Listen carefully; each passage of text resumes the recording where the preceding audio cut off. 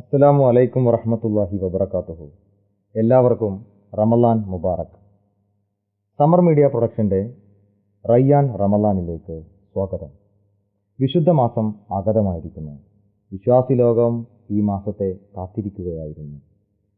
റയ്യാൻ റമളാൻ ധന്യമാക്കുന്നതിന് വേണ്ടി പ്രമുഖ വാഗ്മിയും റമളാൻ ചിന്തകൾ എന്ന ഗ്രന്ഥത്തിൻ്റെ കർത്താവുമായ ജനാബ് VP ഷൗക്കത്ത് അലി നമ്മോടൊപ്പമുണ്ട്. റയ്യാൻ റമളാനിലേക്ക് നമുക്ക് അദ്ദേഹത്തെ സ്വാഗതം ചെയ്യാം. അസ്സലാമു അലൈക്കും വറഹ്മത്തുള്ളാഹി. വലൈക്കും അസ്സലാം വറഹ്മത്തുള്ളാഹി വബറകാത്ത്. ഏകദേശം 2004 IPH ഈ പുസ്തകം പ്രസിദ്ധീകരിക്കുന്നത്. അതിനുശേഷം ഒരർത്ഥത്തിൽ നോമ്പുകാരൻ്റെ കൈപ്പുസ്തകമായി ഈ പുസ്തകം മാറുകയായിരുന്നു. ഈ പുസ്തകത്തിൻ്റെ പിറവിയെക്കുറിച്ച് വളരെ കാലം ഞാൻ കുവൈത്തിൽ പ്രവാസിയായിരുന്നു. ഏകദേശം 12 വർഷങ്ങൾക്ക് മുമ്പാണ് ഈ കൃതി അതിൻ്റെ ആദ്യത്തെ രചന ആരംഭിക്കുന്നത്. കുവൈത്തിലെ ഇംഗ്ലീഷ് പത്രമായ കുവൈത്ത് ടൈംസിൻ്റെ കീഴിൽ മലയാളത്തിൽ കുവൈത്ത് ടൈംസ് പ്രസിദ്ധീകരിച്ചിരുന്നു. ആ പത്രത്തിൽ 30 ദിവസം ഖണ്ഡശയായി പ്രസിദ്ധീകരിച്ചിട്ടുള്ള കുറിപ്പുകളാണ് കൃതിയായി രൂപപ്പെട്ടിരിക്കുന്നത്. അത് എഴുതുന്ന സമയത്ത് കുവൈത്തിലുള്ള എല്ലാ ജനവിഭാഗങ്ങളും അതിനെ സ്വീകരിച്ചതായിട്ടാണ് നമുക്ക് മനസ്സിലാക്കാൻ സാധിക്കുന്നത്. അവരിൽ നിന്നും അടുത്ത സുഹൃത്തുക്കളിൽ നിന്നുമുണ്ടായ നിരന്തരമായ പ്രേരണയാണ് ഇത് ഒരു കൃതിയാക്കണം എന്ന ചിന്തയിലേക്ക് പോയത്. അതാണ് IPH പുസ്തകമായി പ്രസിദ്ധീകരിക്കുന്നത്. സന്തോഷം. ഇന്ന് വിശുദ്ധ മാസത്തിൻ്റെ 1-ാം ദിനമാണ്.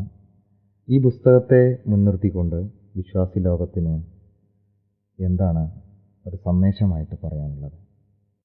റമദാൻ എന്ന് പറയുന്നത് സ്രഷ്ടാവിൻ്റെ ഏറ്റവും വലിയ ഒരു അനുഗ്രഹമായിട്ടാണ് നമ്മൾ മനസ്സിലാക്കേണ്ടത്.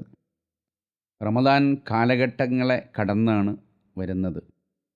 ഇതിനു മുമ്പുള്ള കാലഘട്ടങ്ങളിലെ ജനത എങ്ങനെയാണോ റമദാനിനെ സ്വീകരിച്ചത് അതിനനുസരിച്ചാണ് അതിൻ്റെ പ്രതികരണങ്ങൾ ജീവിതത്തിലുണ്ടാവുക.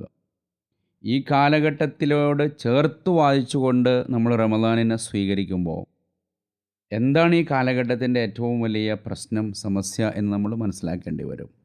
എൻ്റെ വീക്ഷണത്തിൽ ഭൗതികതയാണ് ഇന്ന് മനുഷ്യനെ വേട്ടയാടുന്ന ഏറ്റവും വലിയ ഒരു പ്രശ്നം. സനാതന ധാർമ്മിക നൈതിക മൂല്യങ്ങളിൽ നിന്ന് മനുഷ്യൻ വല്ലാതെ അകന്നു പോയിട്ടുണ്ട്. അപ്പോൾ അങ്ങനെയുള്ള ഒരു മനുഷ്യൻ്റെ പ്രശ്നങ്ങളെ പരിഹരിക്കുന്നതാകണം റമദാൻ. ഇന്ന് നമ്മൾ ഇൻ്റർനെറ്റിൻ്റെയും ഇൻട്രാനെറ്റിൻ്റെയും പാത്ത് ഫൈൻഡറിൻ്റെയും ഗ്ലോബൽ വില്ലേജിൻ്റെയും ക്ലോണിങ്ങിൻ്റെയും സോഷ്യൽ മീഡിയയുടെയും ഒരു കാലഘട്ടത്തിലാണ്. പക്ഷേ ഈ പുരോഗതിയുടെ ഒത്തുംഗ പർവ്വത്തിലും മനുഷ്യൻ അശാന്തരാണ്. അക്രമവും പ്രതിസന്ധികളും പ്രശ്നങ്ങളും എല്ലാവരെയും വേട്ടയാടുകയാണ്. ടോൾസ്റ്റോയുടെ വിവർത്തനം ചെയ്യപ്പെട്ട രാവും പകലും എന്ന കൃതിയിൽ അസ്തിത്വ ദുഃഖം പേറുന്ന ഒരു മനുഷ്യനെ ഹൃദയസ്പൃക്കായി അവതരിപ്പിക്കുന്നുണ്ട്. പിന്നെ വ്യക്തികളും സമൂഹവും കുടുംബവും രാഷ്ട്രവും ജനതയും പൊതുവിൽ അങ്ങേയറ്റത്തെ ഭൗതികതയുടെ പ്രതിസന്ധിയിലാണ്. സ്റ്റീഫൻ ബീനെ ചോദിക്കുന്നുണ്ട്, എങ്ങോട്ടാണ് നമ്മൾ ഈ പോയിക്കൊണ്ടിരിക്കുന്നത്? പക്ഷേ നാം പോവുക തന്നെയാണ് എന്ന് അദ്ദേഹം പറയുന്നുണ്ട്. അപ്പോൾ ഈ ഒരു ഭൗതികതയെ നമുക്ക് ശരിയായ രൂപത്തിൽ സ്വീകരിക്കണം. ഞാൻ എൻ്റെ കൃതിയിൽ സൂചിപ്പിച്ചതുപോലെ മനുഷ്യന് 2 ചിറകുകളുണ്ട്. ഒന്ന് ഭൗതികതയുടെ ചിറകാണ്, മറ്റൊന്ന് ആത്മീയതയുടെ ചിറകാണ്. കാരണം മനുഷ്യൻ ശരീരവും ആത്മാവും ചേർന്നതാണല്ലോ. ജീവൻ അല്ല ആത്മീയത എന്ന വാദമൊക്കെ നിലനിൽക്കുന്നുണ്ട്. ജീവൻ എല്ലാ ജീവജാലങ്ങൾക്കുമുണ്ട്. പക്ഷെ മനുഷ്യന് ഒരു ആത്മാവും ആത്മീയതയുമുണ്ട് എന്നും വിലയിരുത്തപ്പെടുന്നുണ്ട്. അപ്പോൾ മനുഷ്യൻ്റെ ഈ ഭൗതിക പ്രശ്നങ്ങളെ മറികടക്കുന്ന രൂപത്തിലുള്ള ആത്മീയമായ ഉത്കർഷത്തിന് വേണ്ടിയാണ് മനുഷ്യൻ പരിശ്രമിക്കേണ്ടത്. അപ്പോൾ കഴിഞ്ഞ 11 മാസങ്ങളിലായി മനുഷ്യൻ ഭൗതികതയുടെ ചിറക് നിറക്കാനാണ് ശ്രമിച്ചത്. ആത്മീയതയുടെ ചിറകിൽ ഇന്ധനം നിറച്ചിട്ടില്ല. അപ്പോൾ സ്വാഭാവികമായി ഒരു ഭൗതികതയിലേക്ക് കനം തൂങ്ങുക സ്വാഭാവികമാണ്.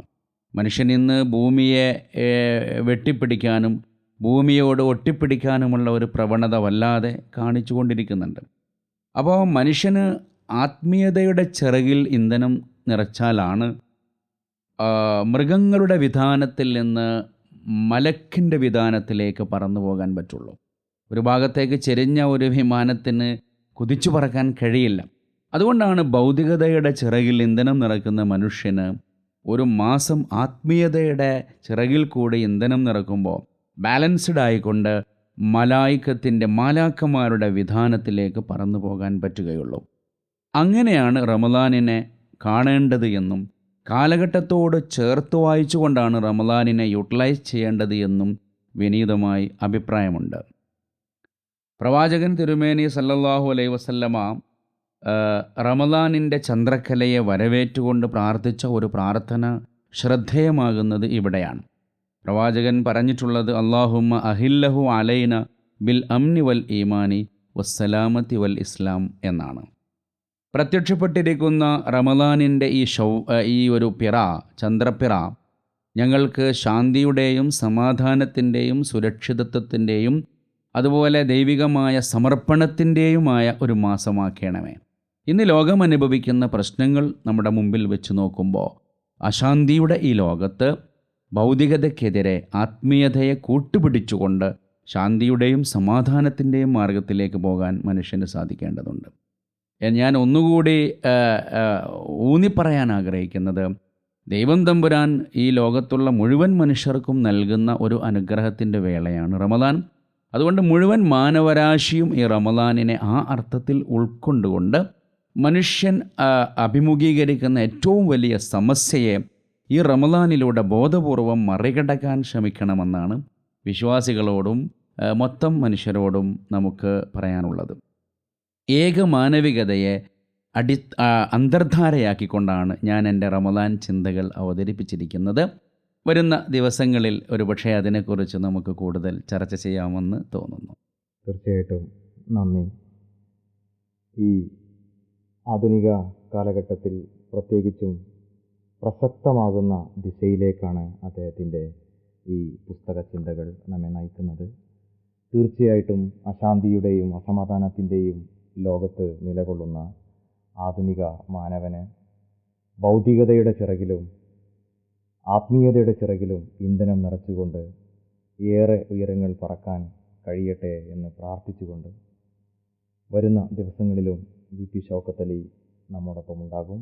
എല്ലാവർക്കും ഒരിക്കൽ കൂടി റമദാൻ മുബാറക് ആശംസിക്കുന്നു.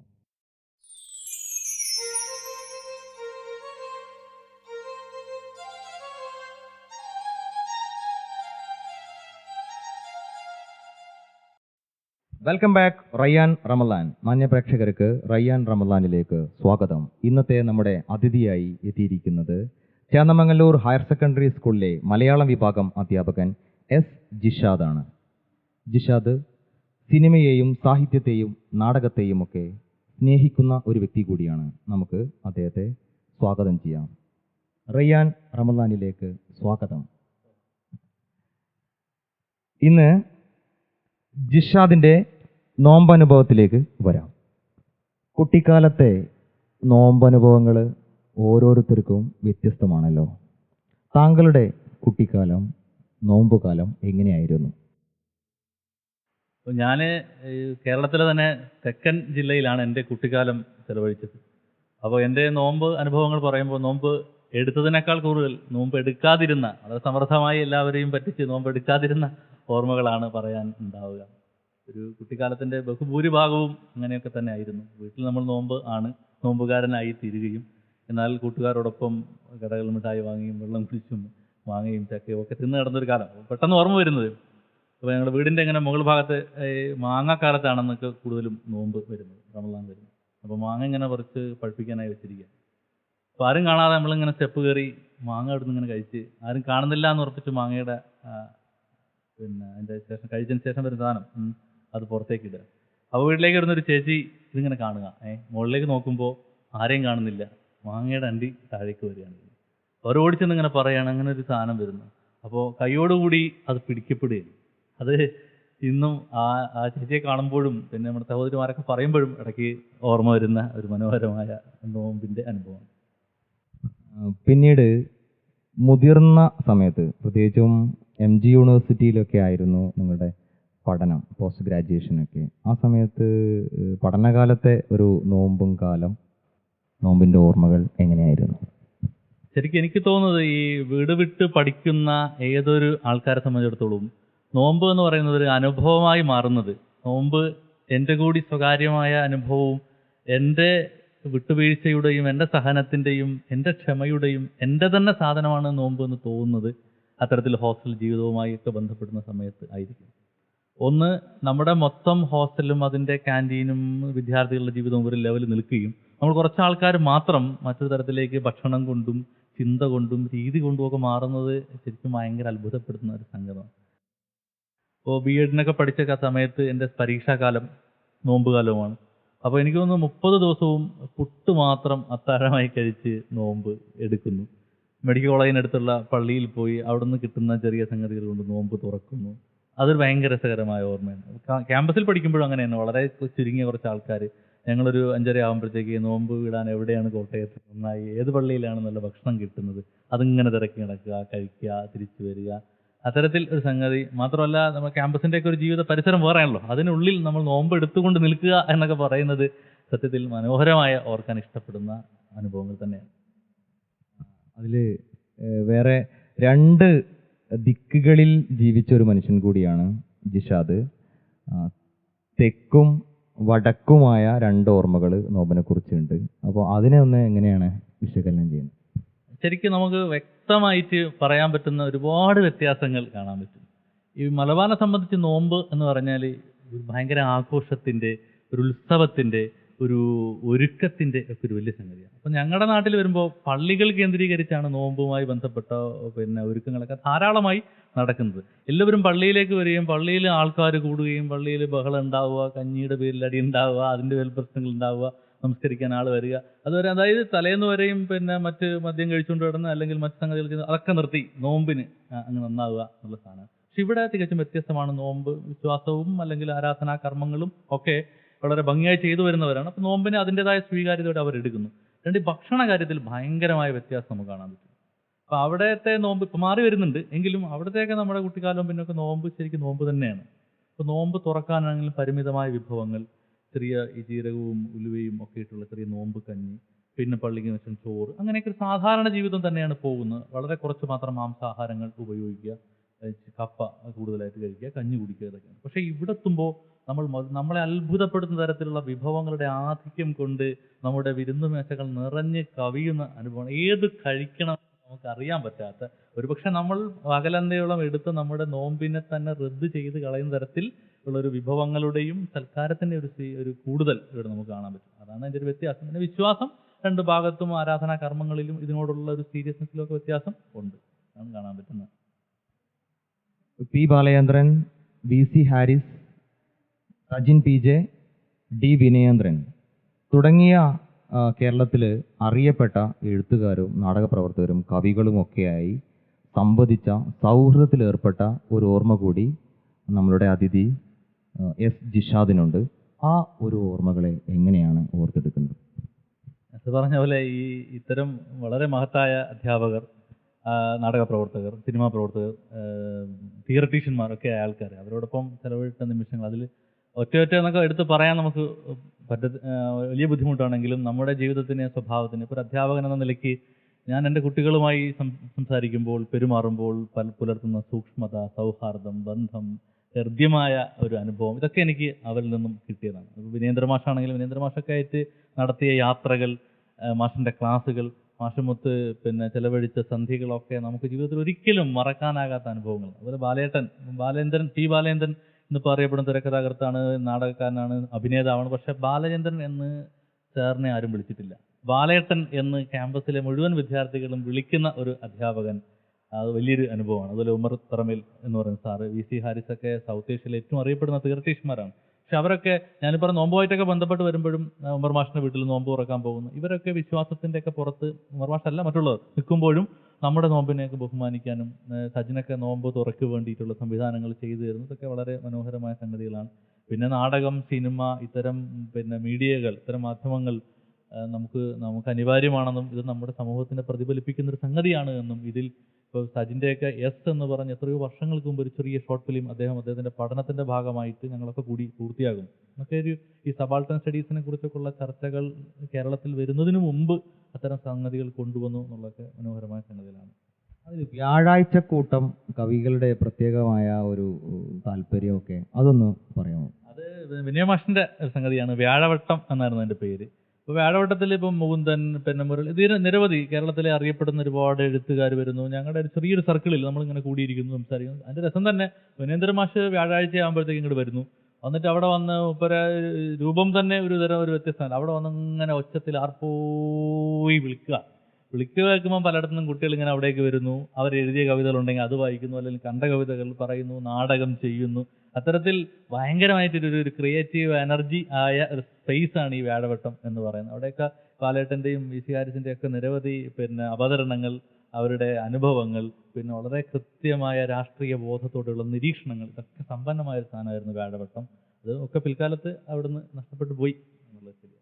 വിദ്യാർത്ഥികളിൽ കൂടെ പഠിച്ച ആളുകളുടെ, പ്രത്യേകിച്ചും സജിൻ പി ജെ അങ്ങനെയുള്ള കുറേ ആളുകളെ ഇപ്പോഴും സൗഹൃദമൊക്കെ എങ്ങനെയാണ്? എല്ലാവരുമായിട്ടും നല്ല തരത്തിൽ തന്നെ സൗഹൃദത്തിൽ ഏർപ്പെടുകയാണ്. ഇവരൊക്കെ തന്നെയും ഈ സ്കൂൾ ഓഫ് അഫയേഴ്സിൻ്റെ ഒരു പ്രത്യേകത, നമ്മുടെ അക്കാദമികപരമായ ഒരു സംഗതിക്ക് അപ്പുറത്ത് അവിടെ പഠിച്ച, ഇപ്പോൾ മലയാള ഭാഷയിലും ഇംഗ്ലീഷിലും ഒക്കെ പഠിച്ച പി ജി ചെയ്തവരൊക്കെ തന്നെയും മാധ്യമരംഗത്ത്, പത്രപ്രവർത്തന രംഗത്ത്, സിനിമയിൽ, നാടകത്തിൽ, അങ്ങനെ വ്യത്യസ്തമായ മേഖലകളിൽ പോവുകയാണ്. അല്ലാതെ നമ്മൾ സാധാരണ കണ്ടുവരുന്നതിൽ വ്യത്യസ്തം അത്തരത്തിൽ ഒരു ചിന്തയിലേക്ക് കൊണ്ടെത്തിക്കാൻ പറ്റുന്നുണ്ട്. അവരൊക്കെ തന്നെ ഇപ്പോഴും നമുക്ക് ആ ഒരു സ്നേഹത്തോടെയും സൗഹൃദത്തോടെയും ചെലവഴിക്കാനും ഒക്കെ സാധിക്കുന്നുണ്ട്. വളരെ മനോഹരമായ ഓർമ്മകളാണ് അത്. എനിക്ക് തോന്നുന്നു ഒരു 10 വർഷത്തിലേറെ ഇപ്പം മലബാറിൽ അല്ലേ? എങ്ങനെയാണ് ഇവിടുത്തെ ഒരു ജീവിതം, സാംസ്കാരികം? മലബാറിലെ സാംസ്കാരിക ജീവിതം തികച്ചും വ്യത്യസ്തമാണ്. പക്ഷേ ഇവിടെ കുറച്ചുകൂടി സംസ്കാരത്തെയും സാഹിത്യത്തെയും സിനിമയും ഒക്കെ വളരെ നന്നായിട്ട് കാണുകയും പ്രത്യേകിച്ചും എഴുത്തിനെയും വായനയും എഴുത്തുകാരെയും ഒക്കെ നന്നായിട്ട് പ്രോത്സാഹിപ്പിക്കുകയും അവർക്ക് ഒരുപാട് സ്പേസ് കൊടുക്കുകയൊക്കെ ചെയ്യുന്നുണ്ട് എന്ന്. പ്രത്യേകിച്ച് മലബാറിലൊക്കെ ഇപ്പോൾ ഈ മുസ്ലിം കമ്മ്യൂണിറ്റിയിലൊക്കെ വളരെ വ്യത്യസ്തമായ തരത്തിലുള്ള ഉയർച്ചകൾ ഉണ്ടാവുകയും ചെയ്യും. ഇന്നത്തെ നമ്മുടെ അതിഥി ചേന്ദമംഗലൂർ ഹയർ സെക്കൻഡറി സ്കൂളിലെ മലയാളം വിഭാഗം അധ്യാപകൻ എസ് ജിഷാദ് ആയിരുന്നു. നമ്മുടെ സമർ മീഡിയ സ്റ്റുഡിയോയിൽ വരികയും നമ്മോട് സംവദിക്കുകയും ചെയ്ത പ്രിയ കൂട്ടുകാരൻ, സ്നേഹിതൻ എസ് ജിഷാദിന് ഒരിക്കൽ കൂടി ഹൃദയം നിറഞ്ഞ നന്ദി രേഖപ്പെടുത്തിക്കൊണ്ട് റയ്യാൻ റമലാനിൻ്റെ ഈ സെഗ്മെൻറ്റ് ഇവിടെ അവസാനിക്കുന്നു.